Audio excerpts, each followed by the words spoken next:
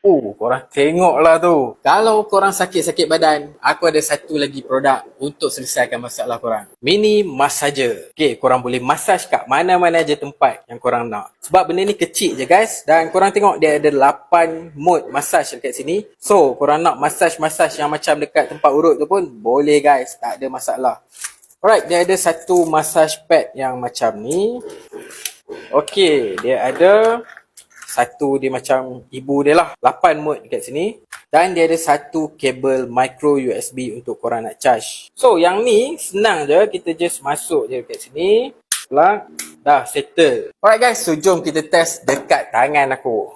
Alright. So kita buka je benda ni. Dia memang akan melekat lah guys. Dia sticky. Tapi lepas korang pakai, korang kena masukkan balik lah dia punya plastik tu. Kalau tak nanti kotor. Okay, so kita on.